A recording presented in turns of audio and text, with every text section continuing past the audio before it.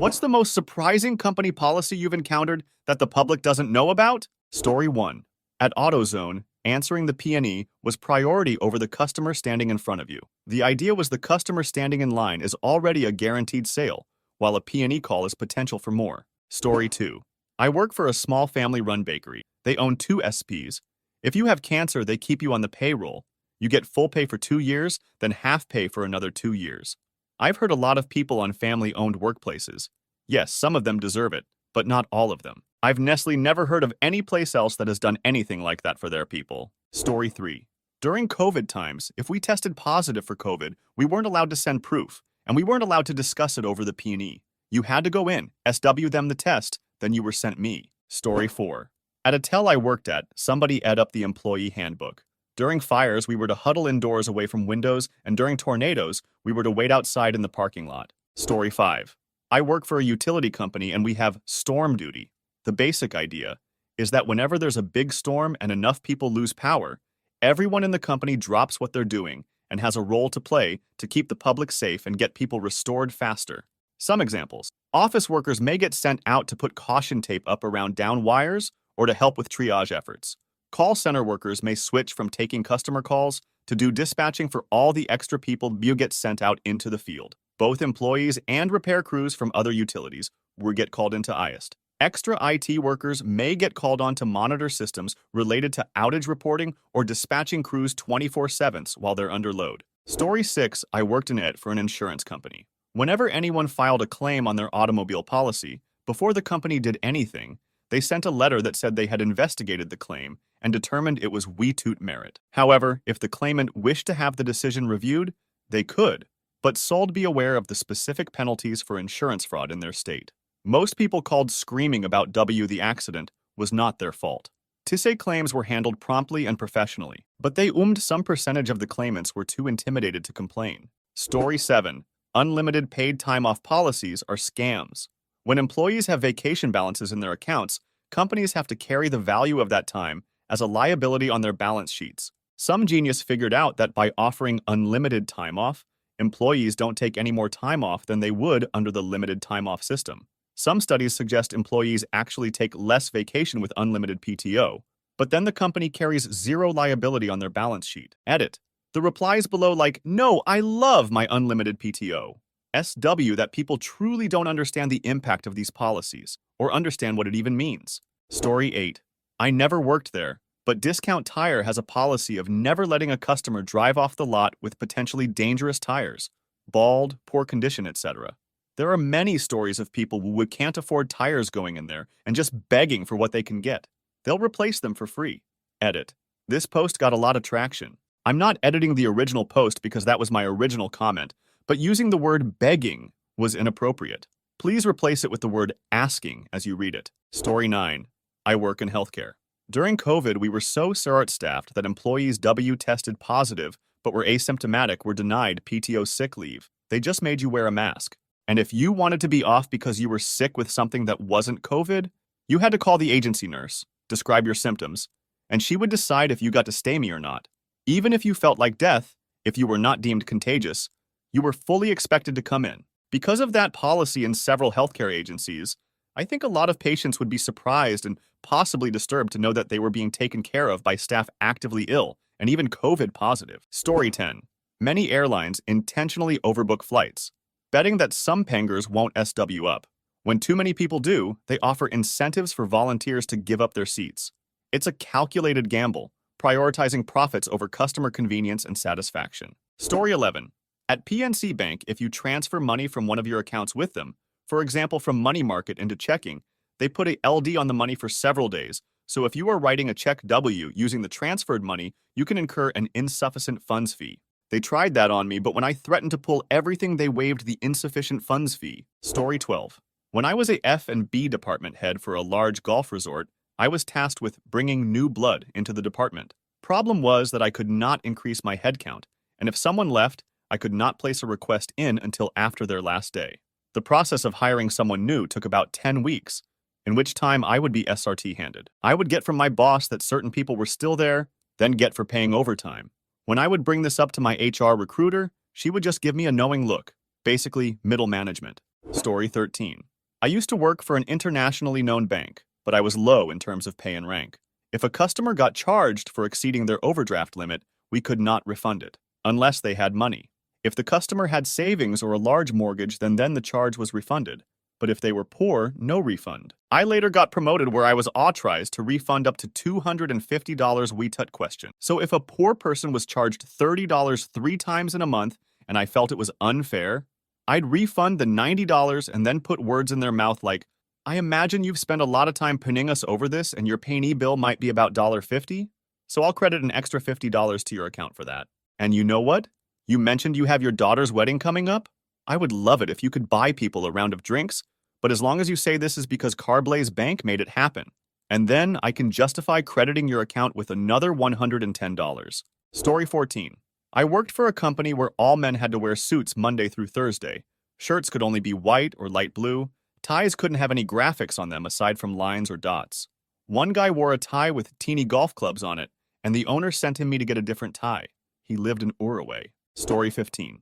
I work at a smallish company. We have approximately 50 branches. Each branch has an Oceate of the Year winner. That winner gets airfare for two anywhere in continental US, tel paid for, a week PTO, and spending cash for the trip. Best company I've ever worked for. Story 16. At a retail chain I worked for, they had a policy where employees had to clock out for bathroom breaks. This wasn't common knowledge outside the company, and it felt really unfair and demeaning. It made a lot of us upset and frustrated, as we had to carefully plan when we could use the restroom without losing pay. Story 17. If a Google employee dies, their surviving spouse or partner receives 50% of their base salary for 10 years, and any child receives an additional $1K/month. This is in addition to a life insurance-based policy of 3x1's annual salary and the immediate vesting of all unvested stock units. Story 18. I recently broke my knee like a moron and had to go get a replacement at T-Mobile. Upon talking to the guy, I was told that my driver's license had expired, and therefore, I couldn't access my account. No amount of argument from me could change this.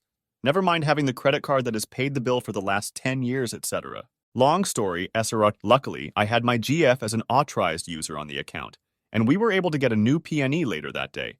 But afterwards, I asked the manager, what if I didn't have anyone, or say I just moved here and knew no one?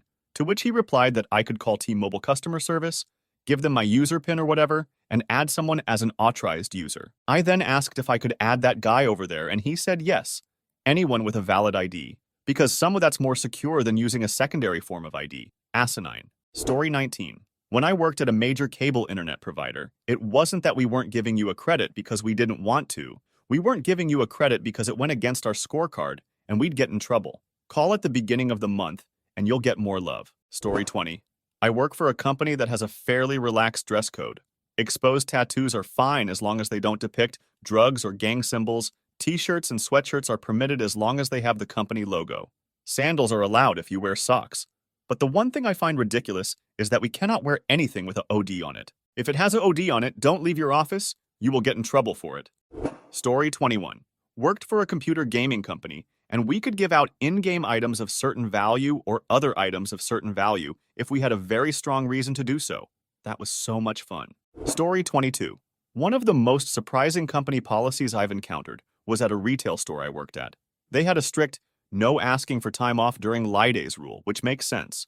But what people don't know is that we actually had a secret list of employees who were allowed to take time off during these peak times based on favoritism. It was kept very hush-hush to avoid any backlash. Story 23. I've worked at a lot of hospitals and only 2 have had this policy, but the fact that any do is absolutely mind-blowing to me. If a patient leaves AMA, against medical advice, but then comes back within a certain time frame, 6 years at my current place, they do not need to be re-triaged in ER. They can be returned to their previous floor. Thankfully, this is not a well-known policy, and in the 6 years I've worked there, I've only had it actually happen once. Story 24. If you are an American Express Platinum member and you book a bargain vacation package, your Platinum benefits do not apply. It's there in the fine print on the website somewhere. Story 25 LOL. Work-life balance has become the new boogeyman for lots of companies. If you request any specific days or times off, you might as well tell the company that you don't want to work and won't SW up any other times. They love to say flexible schedules and such, but that just means they want you to be on call 24/7 and sent me as soon as you are not profitable. Story 26, I worked for an insurance company. Insurance companies are the worst. People would call and ask why their rates were raised. The closest thing I got to a real answer was, because they'll pay more, and if not, they'll threaten to cancel. If they do that, then we'll send them to retention. W will then lower their rate. Rates were being raised simply because they could. Also, when signing up for an auto policy, your mileage directly correlates to your risk rating and will either lower or raise your rate. The company I worked for would allow your mileage to be what you said for the first 6 months. At renewal, your mileage per month always jumped for 12K, or higher if your initial mileage estimate was already over 12K. It'd be about a $50 increase a month, depending on your state. Fucking criminals. Story 27. I worked for a state government, and they had a policy stating you could be required to sleep at the building, at times of bad weather, due to staffing requirements, and they weren't obligated to give you breaks or lunch breaks. We had people regularly forced to stay for 20 hours. Story 28. They advertise it, but I don't think that people really get that anything and everything that is Gold Emblem brand by CVS is 100% satisfaction guaranteed no matter the what. I had a kid W would come in nearly every day, buy a bag of chips, eat like 95% of the bag, then say he wasn't satisfied, and we would give him either his money back or another bag for free. I'd be mad. But seriously, that awful company IP they go under soon. Only job I've ever quit. Story 29. American Airlines began offering $400 per ticket to take the next flight out, then $500, then $600. I saw the next string of flights could hit a connection and land my family of 4 only 90 minutes later. Offered $800 each, and we scored $3,200 that covered the tel, meals, and entertainment for the WLE vacation. Story 30. If a student literally sots another student but isn't immediately charged and arrested, they can still attend CL, and in fact we're supposed to let them, until such a time they are arrested and charged. So students can basically be made to attend with their attempted murderer, not just with their rapist like we always knew about. Story 31. Starbucks has an official policy that the caramel drizzle bottles can't be used for hand soap at the sink. Also, according to the official policy, Venti iced drinks come with the SRT straw by default, unless they're served with a dome lid. Enforcing that is a really fun way to off a customer that's acting like an weetut doing anything wrong. Story 32. High-end European car company offers leases to all employees. Said leased cars come with included fleet insurance. Company policy is that you can let literally any licensed driver, even some rando walking down the street, use your lease car for up to 7 days, fully covered by insurance, to promote the insert car company name here experience. No down payment, discounted lease payment, no insurance or registration costs. You get a brand new car with approximately 8 miles on it every year, or less depending W many miles you put on it, and you can let almost anyone drive it. Story 33. I was getting divorced and my wife at the time and I separated. She sold the use. I had agreed to this. This was during the Great Recession. However, I worked for Bank of America. I discovered after the fact that her selling the use as a SRT sale, because neither of us wanted it and it was underwater, automatically put me on a PP. Even tough, our divorce judge had ordered the sale. Fun times. Story 34. I think it's possible to understand why it's a scam, but also enjoy using it when it isn't offered in a malicious way. At my company, we are encouraged to take our unlimited PTO, and many of us have take off 6 weeks a year with no issues. Yes, there are downsides such as not being able to cash out on unused PTO when leaving the company, but in the rare case, there isn't stigma against PTO at your office. I think it is a plus. Story 35. There is a wedding venue company in San Diego that makes their clients and all vendors sign basically an NDA, disallowing them from speaking ill of the company, venues, or their experiences. I will never understand W. That isn't a red flag for people. Story 36. One surprising company policy I encountered was at a previous job where we were not allowed to use personal electronics, such as P&Es or laptops, at our desks during work hours. It was strictly enforced, and employees had to leave their devices in their lockers before starting their shift. It was definitely a SCK to me, as I was used to being able to malask and stay connected during the workday. I later learned that the policy was in place to prevent distractions and increase productivity, but it was definitely something the public wouldn't know about unless they worked there. Story 37.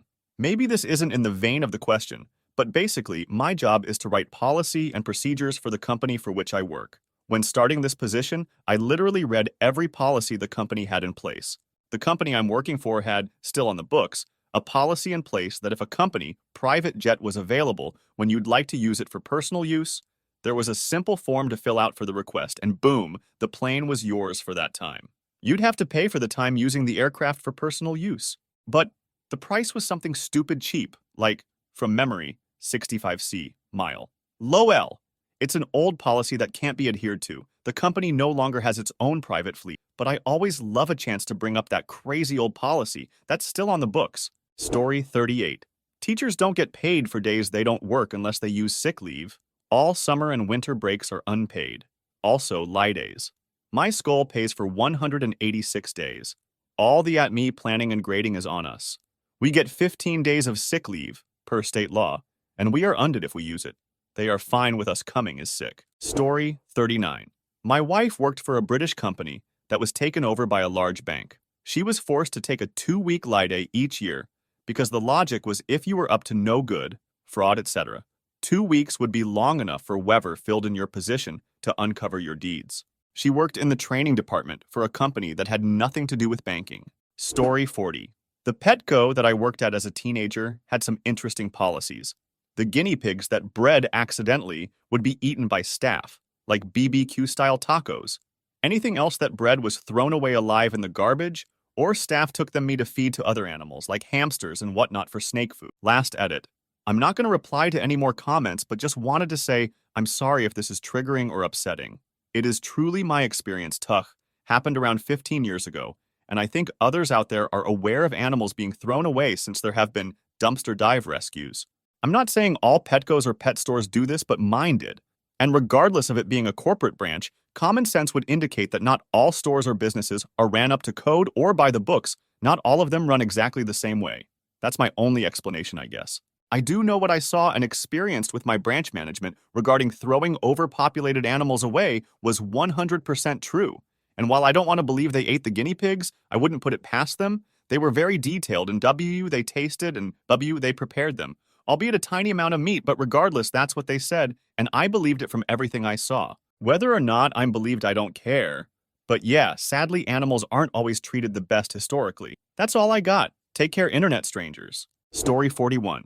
A Fortune 50 company where I have worked has a bull social media policy that requires you to never endorse the skills of any other former or current employee of the company on LinkedIn with your personal profile, as long as you yourself are currently employed. You can be connected, but you cannot publicly appear to endorse or support other current or former employees' job hunting efforts whatsoever. Privately directly provided old skull recommendations are fine apparently, but nothing on social media.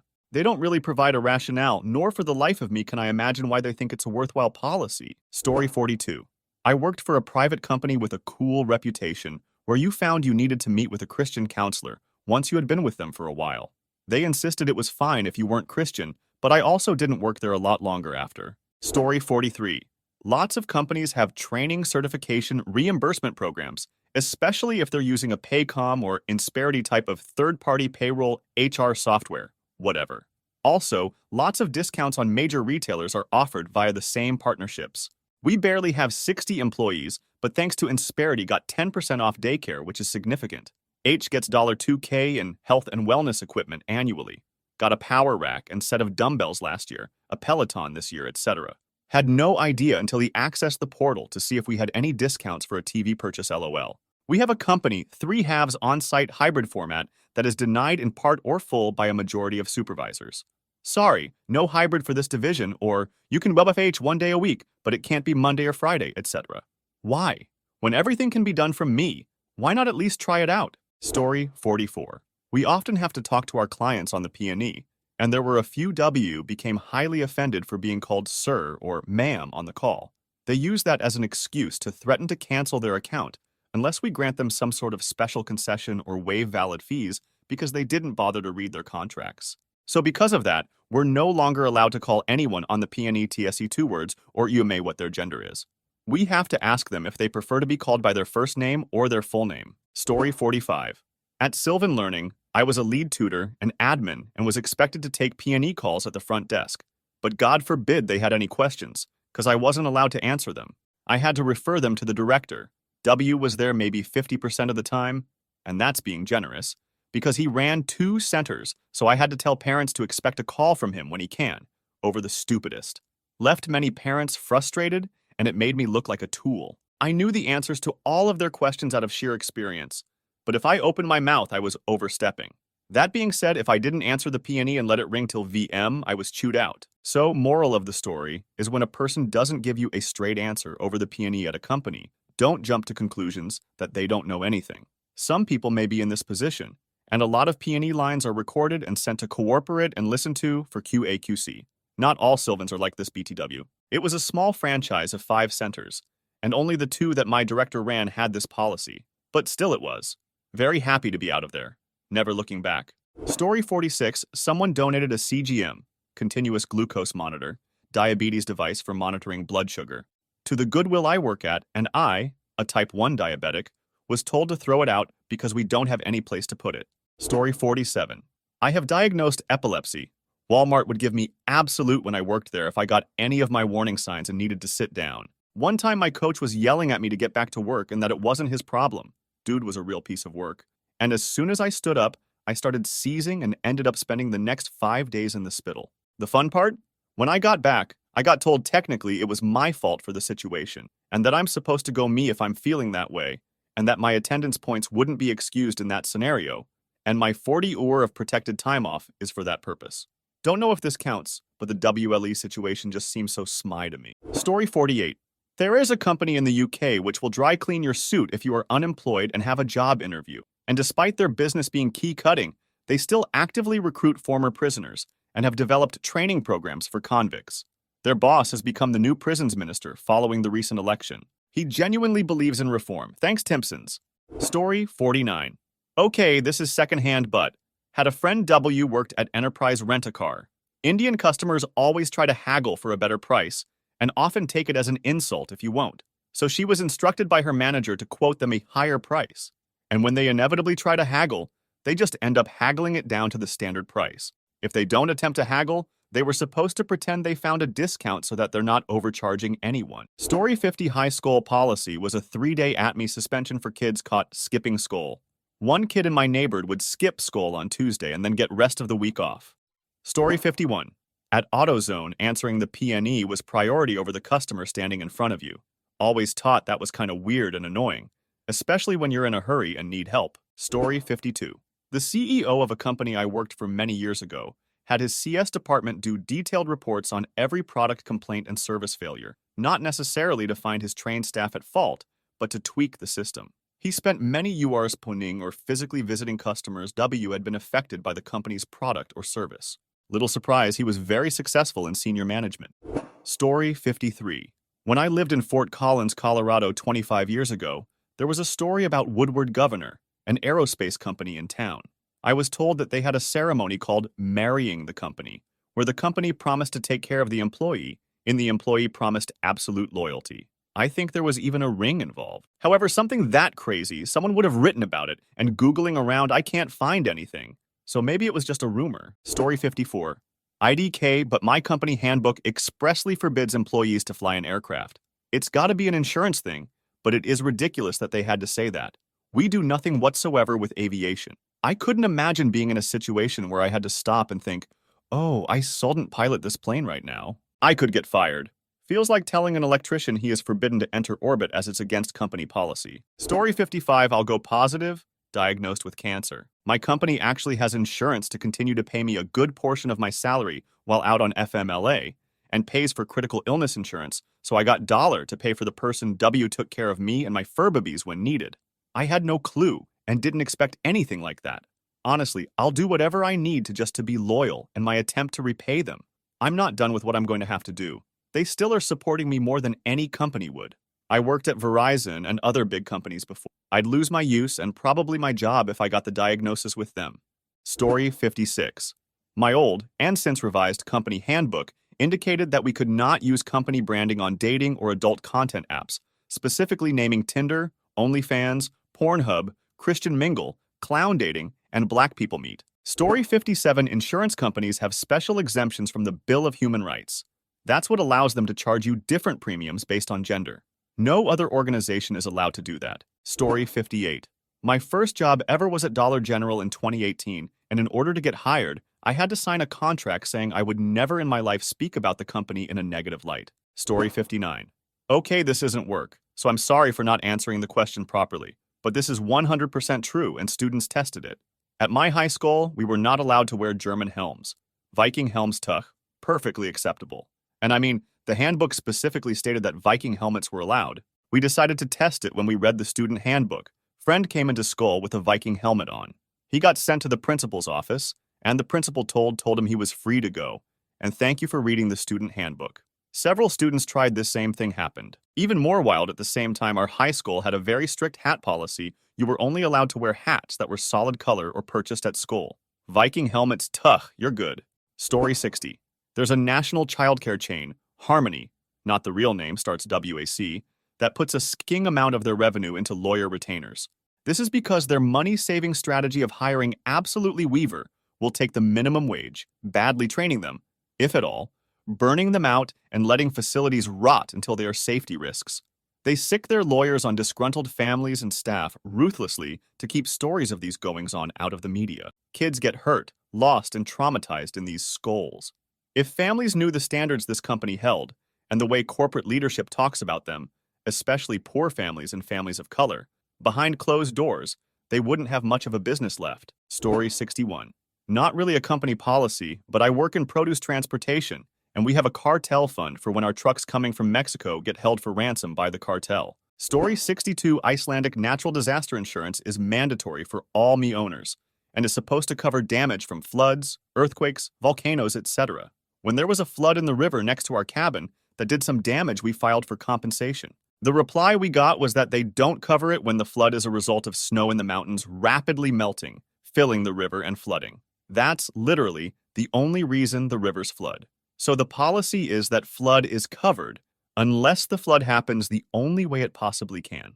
Excellent work, everyone. Story 63. One of the most surprising company policies that the public may not be aware of is the no firewall policy implemented by Google. This policy, which was first introduced in 2009, allows Google employees to spend up to 20% of their work time on personal projects or tie-ins that they believe could potentially benefit the company. The idea behind this policy is to encourage innovation and creativity within the organization by giving employees the freedom to explore new ideas and pursue interests outside of their regular job responsibilities. As a result of this policy, many popular Google products like Gmail, AdSense, and Google News were born from employee side projects. It's an unusual approach for a large corporation, but it seems to have worked well for them so far. Story 64. I waited tables at a place that wanted to save money by only giving drinking straws to customers when they specifically asked for them. Couldn't just hand them the straws with the drinks. But we always had to have straws in our front apron pocket, but no more than 10 at a time. The cover story was the most stunningly stupid gaslighting fairy tale ever, because fine restaurants don't use straws. We were a sandwich spee in a college town. Once that policy was implemented, it was nonstop, "Hey genius, you forgot to give us straws," from the customers. Story 65. In a call center, you could not read what you want in between dead call times. You could either sit there or read industry-related materials only. On light days, this was excruciating because people just we were closed and didn't call, so you'd have long periods of time with no calls. Story 66. I don't know if it's still the case, but Home Depot used to let you return plants within 1 year of purchase if they died. You brought the dead plant in with your receipt and would get a new one for free. Story 67. I worked at a pet boarding facility and we had extra amenities that customers could purchase. For example, additional exercise out in the yard, one-on-one snuggle times, cookies or bubbles, etc. And these extras were like $5 or more a piece and could add on quite a bit to the already expensive boarding fees. A lot of my coworkers were too lazy to do any of it, or our lead kennel tech would tell us to forget about them because he had other crees for us. So a lot of the time everyone, I'd actually do them when they'd let me, would just initial and mark it off as completed. So customers were paying a ton of money for services that their dogs never received. I left that job after a year because that was just a small bit of the shady things going down. Story 68. Disney cast members have to immediately address a crying child. They have up to $100 to gift a child something to make them happy, whether it be a princess dress mom can't afford or an ice cream. Story 69. If you order something from Ama or an extremely large online retailer, and would prefer that no one sees both your name and the item you're ordering, there's a way to your that. Let's say you order an adult entertainment device, which they sell in Amive quantities. Order it together with at least one other item, it doesn't matter what. Your order will be packed in a department called Pack Flow. An employee will place your items, both the AHEM, sensitive one, and the other one, in a package, seal it, and add a barcoded label. They will never see your name. Elsewhere, a machine scans the barcoded label, generates a shipping label with your name and address, and automatically affixes it to the package. Discretion is guaranteed. In most all fulfillment centers, Weaver orders consisting of a single item normally get packaged in a separate department called Pack Single. An employee will put your item in a package, seal it, but then will affix a label containing your name and address. They will be able to associate your name with what you ordered. Note that this also will happen with most orders for same-day delivery, available in certain areas, even if they contain 2 or more items. Story 70. I work in commercial shipping. The UAL alt-harmont policy is very tough, even including not being allowed on ships. This became a joke between a captain and I. He's from the same rural area as my mom, so there's about a 90% chance that we're related. Sorry, boss, it can't happen. Company policy. Story 71. My company's dress code specially bans Nickelback shirts. I asked the HR director about it. She said a previous director added it, and she doesn't have the heart to change it. Story 72. Worked for an outdoor lifestyle company in New England. There are several that are based in New England, so you'll need to guess which one. We got to bring our dogs to work. They had a designated area in the parking lot in the shade for dog owners to park. We also got to play with the dogs outside during breaks and lunch. Story 73. Starbucks' old motto, a while ago, used to be, just say yes, which I feel like at least some older workers have to know, shared, but I'm always sacked more PPL, don't talk about it. Story 74. I work for a company with extremely strict Zoom camera rules. I went on vacation and returned sick with RSV. Besides feeling terribly ill, all my luggage, including my grooming products, were lost in transit. I informed my supervisors the evening before our weekly meeting that I was sick and my luggage was lost, so I would most likely have my camera off during the meeting. They told me I was blatantly planning to disobey company policy, and that by informing them in advance, I was being insubordinate. I guess next time I won't be a team player and try my best. I'll just call off. Being treated as a child at work is lame. Story 75. Spencer's requires all employees to empty pockets, /bags, /be searched by management every time they left the store, including lunch or taking out trash. They even check trash bags to make sure nothing is being hidden. Story 76. If you have a Macy's in your mall, you might know of their seasonal candy spree, and you might know that Macy's has extended Lide URS.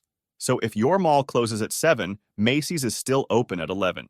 This includes the candy spore. The policy is that the person manning the candy SP must behave like they would any other UR, so you aren't allowed to be on your peony or have a chair so you can sit down or do anything. You're supposed to just walk around like you would if the mall was open and there were actually customers, just in case there's someone still wandering around in the mall 4 years after it's closed. Sure was peaceful, Tuck. Luckily, there doesn't seem to be a policy against writing notes on S-paper, so I'd just draw the entire time if there wasn't anything to tidy up. For 4 years with no customers. Many, many nights.